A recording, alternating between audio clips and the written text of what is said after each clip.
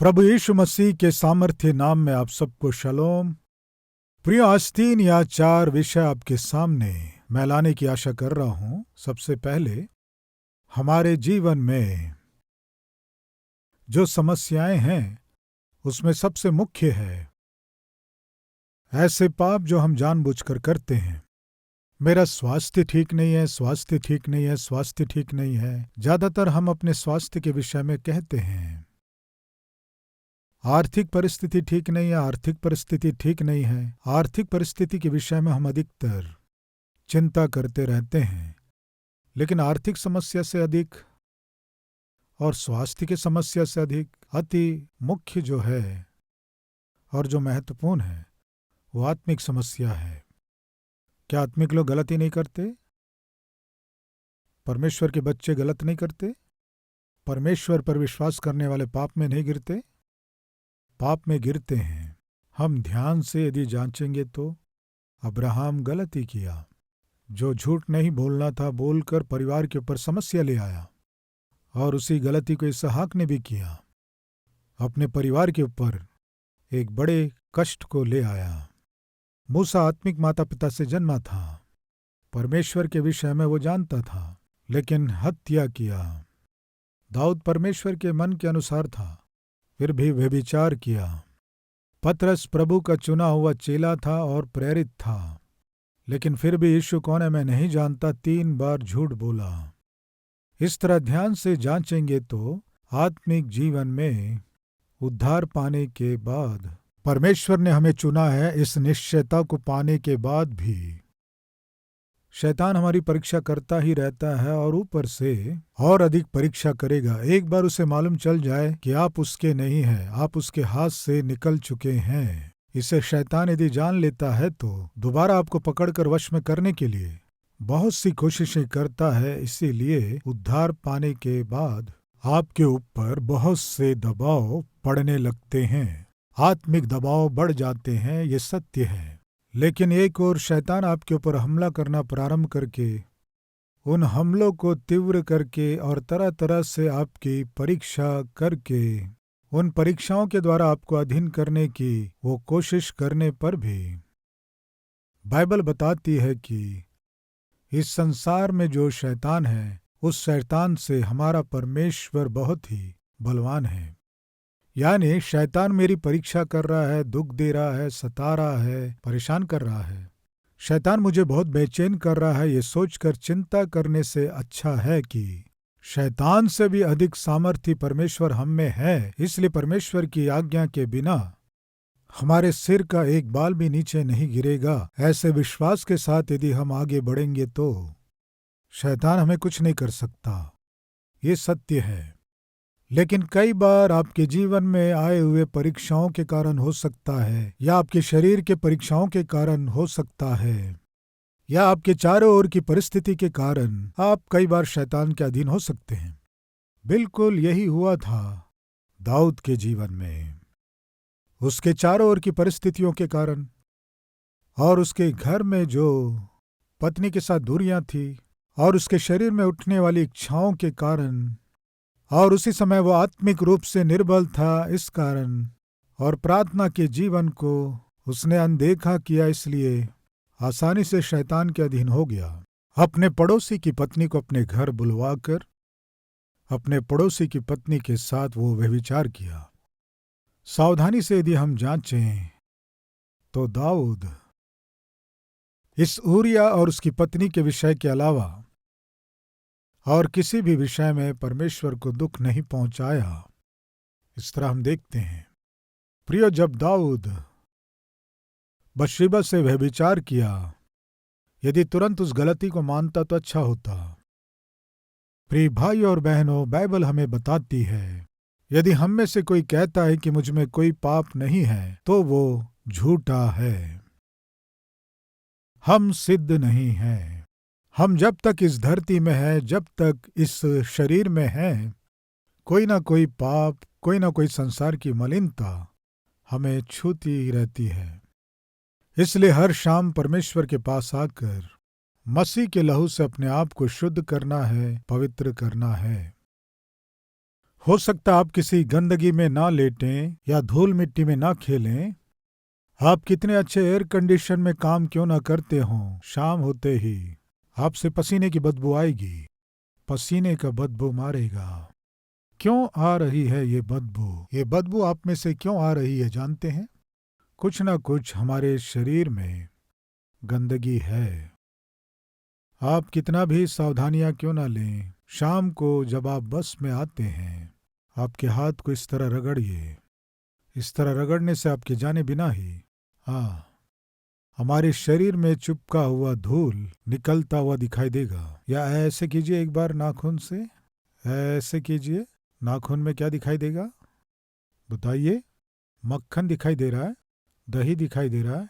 ये जो काला सा मिट्टी निकला है वो कहाँ से निकला है? आप अपने शरीर में लगाए क्या? आप कुछ नहीं लगाए, लेकिन फिर भी आपके जाने बिना संसार में धूल है, मिट्टी है, वो हमारे जाने बिना ही हम पर लग जाता है। प्रिय भाई और बहनों, आत्मिक जीवन में भी आप डायरेक्ट पाप नहीं करते हैं, लेकिन कुछ ना कुछ संसार का पाप आपको लगता है। शाम को जब हम घर आते हैं तो हम स्नान करते हैं। क्यों स्नान करते हैं? मिट्टी में सोए इसलिए नहीं प्रियो। फिर क्यों स्नान करते हैं? आपको मालूम चल जाता है वो क्या है कहने से। बदबू आती है। बदबू क्यों आती है? पसीने के कारण आती है। पसीना क्यों निकला? ये सहज है। आपके शरीर में धूल मिट्टी कैसे आया? ये भी सहज है। ये जानबूझ के आप नहीं लगाए हैं, इसीलिए आप प्रतिदिन स्नान करते हैं। ऐसे ही इस संसार की गंदगी भी हमारे जाने बिना कई बार हमें लग जाती है। इसलिए प्रतिदिन शाम को परमेश्वर के पास आकर हमारे प्राण आत्मा शरीर को परमेश्वर को सौंपकर मसीह के लहू में अपने आप को धोना अति आवश्यक है। प्रिय भाइयों और बहनों, दाऊद के जीवन में क्या हुआ कि वो गलती किया, व्यभिचार किया, लेकिन उसने और बड़ा पाप क्या किया कि किए गए पाप को माने बिना उसे छिपाने की कोशिश किया। कृपया आपके जीवन में कभी भी आपने जो पाप किया उसे छिपाने की कोशिश ना करें, क्योंकि परमेश्वर को पता है ना आपने क्या किया। परमेश्वर को नहीं पता है तो आप छिपा सकते हैं। परमेश्वर को पता है कि आपने क्या पाप किया है। प्रियो, कई बार आपके पाप के कारण शैतान कहता है तुम अपने आप को बहुत पवित्र पुरुष, पवित्र स्त्री समझते हो ना, पवित्र पवित्र कहते हो ना, पवित्र स्त्री हूं कहते हो ना, फिर ऐसा पाप में काम करके क्या मुंह लेकर परमेश्वर के पास जाओगे? क्या मुंह लेकर परमेश्वर के पास जाओगे और प्रार्थना करोगे? वो भी तुम्हारे जैसा, तुम्हारे जैसी उद्धार पाए हुए, बपतिस्मा लिया हुआ, सेवाकाई में भाग लेने वाला, परमेश्वर के काम में भाग लेने वाला, तुम जो एक जिम्मेदार व्यक्ति हो, तुम ही ऐसी गलती किए हो तो क्या मुंह लेकर परमेश्वर के पास जाओगे? इस तरह शैतान क्या करता है जानते हैं? ब्लैकमेल करता है। अगर शैतान आपके पास आकर क्या मुंह लेकर परमेश्वर के पास जाओगे कहने से, सीधे कहना मैं अपना ही मुंह लेकर जाऊंगा, इसी मुंह को लेकर जाऊंगा, क्योंकि जब मैंने गलती किया तब कुछ भी छिपा नहीं था। परमेश्वर देख लिया। मैं अभी मानूंगा, क्षमा मांगूंगा और परमेश्वर के तरस को पाऊंगा। प्रिय भाई और बहनों, जब आप अपने जीवन में गलती या पाप करते हैं तो आपको तुरंत क्या काम करना है जानते हैं? पूरे मन से पश्चाताप करके जिस पाप में गिरे उस पाप में से उठना है। जो पाप में गिरा उसे सबसे पहले क्या करना है? उठना है। वैसे ही जाने अनजाने में पाप करके जब आप गिरते हैं, तुरंत उस पाप में, गंदगी में से उठकर आपको आना है। दोबारा उसकी ओर नहीं जाना है, उसकी ओर नहीं देखना है। यही है पश्चाताप। पश्चाताप यानी किए गए पाप के कारण परमेश्वर के पास आकर आंसू बहाकर मानकर उसे छोड़कर दोबारा उसकी ओर ना जाना ही सच्चा पश्चाताप है। इस तरह दाऊद को करना था। 1 महीना हो गया, 2 महीना, 3 महीना, 4 महीना, 5 महीना हो गया, अपनी गलती को नहीं माना, परमेश्वर के पास आकर बताया नहीं। खतरा है प्रियो, आपके आत्मिक जीवन में गलती करने के बाद तुरंत परमेश्वर के पास आकर जितनी जल्दी क्षमा मांगना है मांगकर क्षमा पाने से भला है। आपका घर पूरा जलकर खाक हो जाए, उसके लिए खिड़की के पर्दे में छोटा सा चिंगारी लगना काफी है। नहीं जलना है तो पर्दा खींचकर पैर से दबा देंगे तो वो वहीं बुझ जाएगा। मान लीजिए कैंडल नीचे गिर गया और कारपेट जल रहा है। आप तुरंत जाकर अपने पांव से जल्दी से कारपेट को दबा देंगे तो आग बुझ जाएगी। ऐसे ना होकर जलते हुए कारपेट को यूं ही छोड़ देंगे तो पूरा घर जल जाएगा। ऐसे आपके घर में आग की लपटें बढ़ गई तो आपसे नहीं होगा बुझाना। ठीक ऐसे ही पाप भी होता है। अगर पाप जाने अनजाने में आपके जीवन में प्रवेश कर गया है, यदि आप तुरंत उसे बुझा दें तो, तुरंत उससे यदि आप जय पा लिए तो वो आपके जीवन को कुछ नहीं कर पाएगा, परिवार को नाश नहीं कर पाएगा। ऐसा ना होकर गलती से उसको रहने दिए। मैं जो कर रहा हूं ये गलत है जान के भी उसे ऐसे ही रहने दिए तो, ये मित्रता गलत है जान के भी उसे रहने देंगे तो, ये आदत गलत है ये जानकर भी यदि आप उसे रहने देंगे तो आपके जीवन को बर्बाद करेगा। इसीलिए प्रिय भाइयों और बहनों, जैसे आग छोटे से चिंगारी के साथ प्रारंभ होती है, उसके बाद वो पूरे घर को जला देती है, पूरे शहर को, पूरे गांव को। पता नहीं आपको मालूम है कि नहीं, एक बार शिकागो शहर में एक गृहिणी जब भैंस के दूध को दूह रही थी, वो हाथ में लालटेन लेकर गई थी। उस केरोसिन के लालटेन को भैंस ने लात मारकर गिरा दी। वो वहां घास में गिर गया, आग लग गई।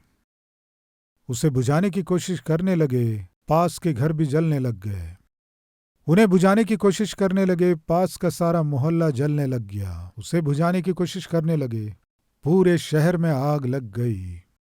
केवल एक केरोसिन का लालटेन नीचे गिरा था, लेकिन तुरंत बुझाने की कोशिश करते तो अच्छा था। पता नहीं क्या हुआ, पूरा शहर जल गया। समझ में आ रहा है, आपके जीवन में शैतान बड़ी आसानी से घुसकर आपको जलाने के प्रक्रिया में शैतान छोटे रूप में प्रारंभ कर सकते। एक आदत हो सकती है, या कोई पाप हो सकता है, कोई मित्रता हो सकती है, या कोई गलत काम हो सकता है। वहीं अगर आप उससे जय पा लिए तो भला होगा। प्रिय भाई और बहनों, उस दिन दाऊद ने जो पाप किया तुरंत मानकर छोड़ देता तो अच्छा होता, लेकिन माना नहीं, प्रभु के पास आकर पश्चाताप नहीं किया। 7 महीने हो गए, 8 महीने हो गए, 9 महीना हो गया, पश्चाताप नहीं किया। अंत में परमेश्वर ने नातान भविष्यवक्ता को भेजा। नातान भविष्यवक्ता आकर एक स्टोरी बताया। एक व्यक्ति के पास एक मेमना था, वो उससे बहुत प्यार करता था। उसके सामने जो रहता था वो धनवान था। उसके घर कोई अतिथि आया। उस धनवान के पास बहुत से भेड़ें थी, लेकिन विचित्र बात यह है कि उसके घर एक अतिथि आने से, एक रिश्तेदार आने से उसके पास जो भेड़ें उनमें से एक लेकर भोज तैयार कराया होता, लेकिन वो निर्धन जिससे बहुत प्रेम करता था, उस मेमने पर उसकी नजर पड़ी। उस भेड़ को उस निर्धन के हाथ से बलपूर्वक छीनकर धनवान के घर जो अतिथि आया था उसके लिए भोज तैयार कराया। नातान ने दाऊद को इस तरह इस कहानी को बताया। इस तरह जैसे ही बताया, प्रिय, एक समय दाऊद चरवाहा था ना, इसलिए भेड़ों से प्यार करता है। अन्याय से निर्धन के भेड़ को लेकर सामने रहने वाला धनवान निर्धन के भेड़ को ले जाकर भोज करने से दाऊद बहुत क्रोधित हुआ। क्रोधित होकर क्या कहा, वो मनुष्य मृत्यु के योग्य है। इस तरह आज्ञा जारी किया। वो किस पदवी में था? राजा की पदवी में। क्या कह रहा है? इस तरह निर्धन की भेड़ को जिसने लिया वो मरने के योग्य है। एक भेड़ लिया इसलिए उसे 4 भेड़ों को देना ही होगा। इस तरह आज्ञा दे दिया। इस तरह आज्ञा देकर आराम से मैंने जो आज्ञा दिया सही है कि नहीं कहने जैसे शायद नातान की ओर देखा होगा। तब वो नातान राजा दाऊद की ओर देखकर, वो मनुष्य कोई और नहीं, तुम ही हो, तुम ही वो मनुष्य हो। वो निर्धन जिससे वो बहुत प्रेम करता था, ऊरिय्याह की पत्नी को, तुम जो धनवान हो, तुम्हारे घर एक अतिथि आया। कौन है वो अतिथि? शरीर की अभिलाषा। तेरे घर शरीर की लालसा एक अतिथि के रूप में जब आई, तेरे घर में रहने वाली भेड़ें यानी तेरी पत्नी के साथ लालसा पूरी करना था। ऐसे ना होकर बलपूर्वक उस निर्धन की पत्नी को तुम छीनकर तुम अपनी लालसा को पूरी करोगे। वो मनुष्य तुम ही हो। कृपया ध्यान दीजिए, दाऊद न्याय कर दिया। क्या था वो न्याय कहने से? वो मनुष्य मृत्यु के योग्य है। इस तरह जिसने किया मारा जाना है। दूसरा, एक भेड़ के बच्चे को लिया इसलिए 4 भेड़ों को उसे देना होगा। राजा के रूप में न्याय कर दिया प्रियो। अभी मृत्यु किसके ऊपर आने वाली है? दाऊद के ऊपर आने वाली है। जब इस बात को दाऊद समझकर हाय मैंने पाप किया मान लिया। फिर क्या किया? मैंने पाप किया है मान लिया, लेकिन दुख की बात यह है कि तब तक परमेश्वर दाऊद के विषय में फैसला सुना दिया। तुम जिस पाप को किए उसके कारण मेरे नाम का अपमान किए, एक सैनिक की पत्नी के साथ गलत काम किए, फलस्वरूप तेरे घर में ही युद्ध प्रारंभ होने वाला है। रहस्य रूप से एक पराई स्त्री के साथ तुम गलत काम किए। खुल्लम खुल्ला तेरी पत्नी के साथ तेरे घर का व्यक्ति गलत काम करेगा। तेरे घर के लोगों के साथ ही युद्ध प्रारंभ होने वाला है। मृत्यु का भय छा जाएगा। परमेश्वर आज्ञा दे दिया, लेकिन मैंने पाप किया है। इस तरह जब दाऊद पश्चाताप किया, इसलिए दाऊद का प्राण बच गया। लेकिन दाऊद को 4 भेड़ों को देना पड़ा। दाऊद के जीवन में 4 पुत्र मार दिए गए। एक भेड़ को मारने के पाप के कारण, यानी ऊरिया को मारने के कारण उसके 4 पुत्र मारे गए। समझने की कोशिश करें। आत्मिक जीवन में जब हम पवित्र जीवन जीने की कोशिश करते हैं, किसी भी समय में शैतान एक मित्र के रूप में, एक लालसा के रूप में, एक इच्छा के रूप में, या फिर एक आदत के रूप में आपके जीवन में घुसकर क्या करता है जानते हैं? आपके जीवन को विचलित कर देता। उस दिन से दाऊद अपने जीवन में बत्शेबा के साथ किए गए व्यभिचार के कारण कीमत को चुकाता आया। मुख्य रूप से उसके किए गए पाप को मानने के बदले छिपाने की कोशिश किया और तीव्र नुकसान को जीवन में देखा। उसके घर में उसकी बेटी के साथ कुकर्म किया गया। कौन कुकर्म किया? स्वयं उसके पुत्र ने किया। क्या कह सकता था? बेटी आकर, पिताजी मेरा जीवन नाश हो गया। क्या हुआ बेटी? एक ने मेरे साथ कुकर्म किया। कौन है वो? आपका ही पुत्र। प्रियो, दाऊद क्या कर सकता था? दाऊद, तुमने जो पाप में काम किया उसे तुम माने नहीं। जब तक मैंने तुम्हें चेतावनी नहीं दिया, याद नहीं दिलाया, तब तक तुम पश्चाताप नहीं किए। मैं फैसला सुना दिया। तुम्हारे घर में ही जो तुमने नहीं सुना, तुम्हें सुनना पड़ेगा। तुम्हारे घर के ही लोग तुम्हारे विरुद्ध में उठ खड़े होंगे। जो पाप तुमने गुप्त में किया, वो पाप तुम्हारे सामने ही खुल्लम खुल्ला नीचमय काम होंगे। उसे देखकर तुम रोओगे। उसकी बेटी के साथ कुकर्म हुआ। उसका पुत्र अबशलोम दाऊद के विरोध में उठ गया। जो दाऊद का मुख्य सलाहकार था, वो मंत्री दाऊद का विरोधी बन गया। ये सब क्यों हुआ जानते हैं? वो जब पाप किया उसे मान कर यदि छोड़ देता तो अच्छा होता। पाप करके माना नहीं, फलस्वरूप वो ना मिटने वाले नुकसान को उठाया। प्रियो, उपवास की प्रार्थना में हमारे जीवन में हमें क्या करना है जानते हैं? हम में जो कमी है, हम में जो पाप है, उसे मानकर पूरी रीति से छोड़ देना है।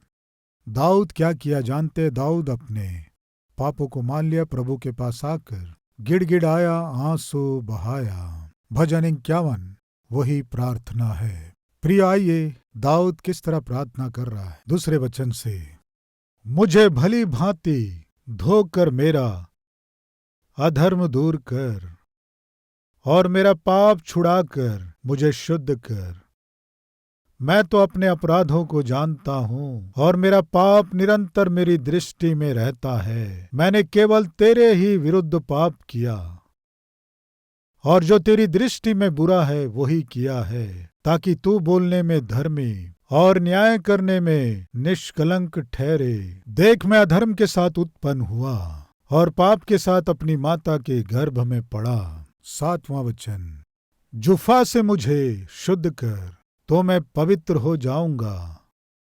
मुझे धो और मैं हिम से भी अधिक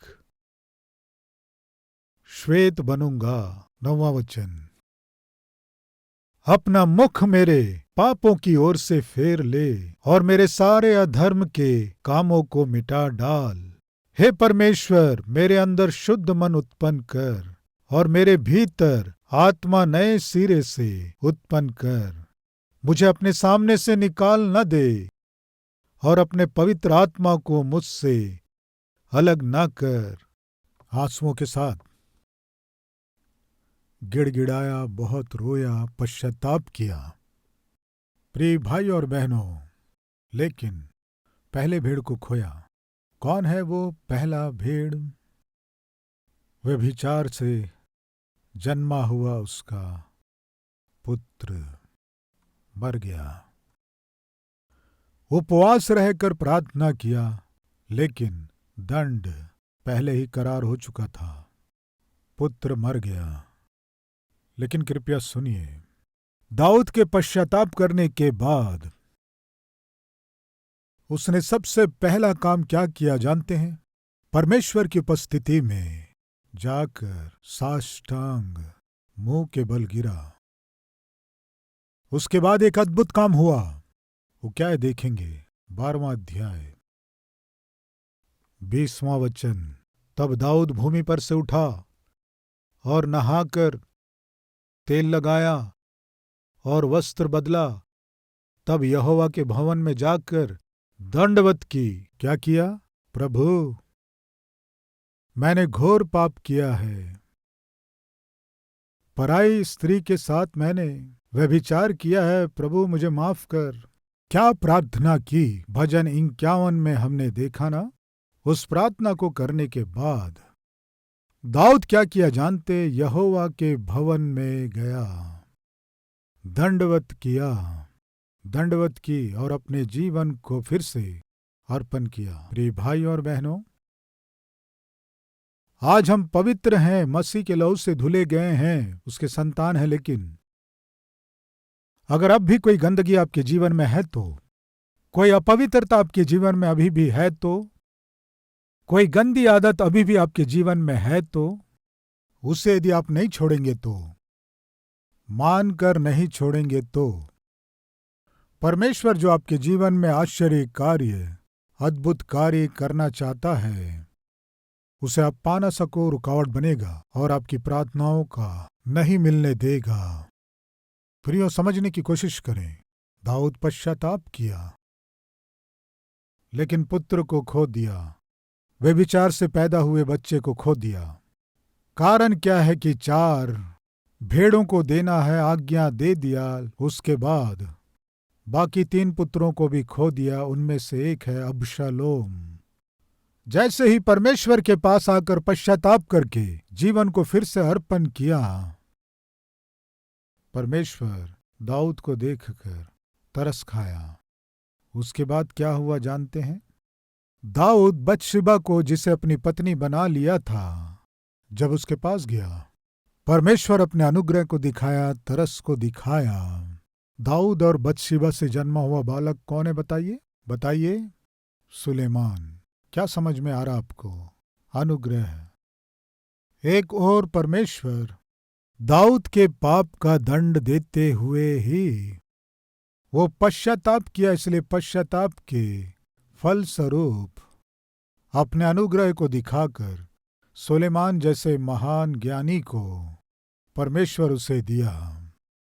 प्रिय भाइयों और बहनों, एक और परमेश्वर हमसे क्रोध करते हुए ही किए गए गलतियों के कारण हमें दंड देते हुए दूसरी ओर अपने अनुग्रह से हमें संभालता है और हमें ऊपर उठाता है। जिन्हें आपने नहीं माना, जिन्हें आपने नहीं छोड़ा, परमेश्वर और आपके बीच में दीवार बनने वाले कोई पाप या आदत या कोई अपवित्रता आपके जीवन में है तो मानकर छोड़ देंगे।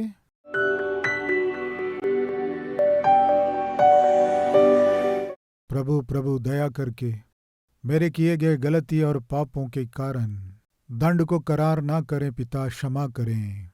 मुझे माफ कर पिता, सिर से लेकर एड़ी तक जानबूझकर किए गए हर एक गलती के लिए, अनजाने में किए गए गलतियों के लिए पिता, अपवित्र कामों के लिए पिता, क्षमा कर पिता। हिम से भी श्वेत हमारे हृदय को शुद्ध कर पिता। पिता, उद्धार के आनंद को हमसे दूर ना कर, तेरी आत्मा को हमसे दूर मत कर, तेरी उपस्थिति से हमें दूर मत कर। जो तुझे पसंद नहीं है, जो तेरी मर्जी नहीं है, कुछ भी मुझ में होने से उसे निकाल दे पिता, निकाल दे प्रभु। शुद्ध विवेक, निष्कपट जीवन, धार्मिकता का जीवन हम सबको दीजिए। हमारे परिवार के ऊपर पिता आपका कोई भी क्रोध उतर ना आए। हमारे परिवार की रक्षा कर। हमारे बच्चे जो गलती किए उसे क्षमा कर। परिवार के रूप में किए गए गलतियों को क्षमा कर पिता, माफ कर पिता। हमारे पूरे परिवार को तेरे लहू से धो दे पिता, शुद्ध कर पिता। दुष्ट को कहीं भी हम अवसर ना दें, सहायता कर। यीशु के नाम से मांगते हैं पिता, आमीन। इस डेली डिवोशन के द्वारा आप आशीष पाएं तो अपने मित्रों को शेयर कीजिए, लाइक कीजिए, कमेंट कीजिए। प्रभु आपको आशीष दे। शलोम।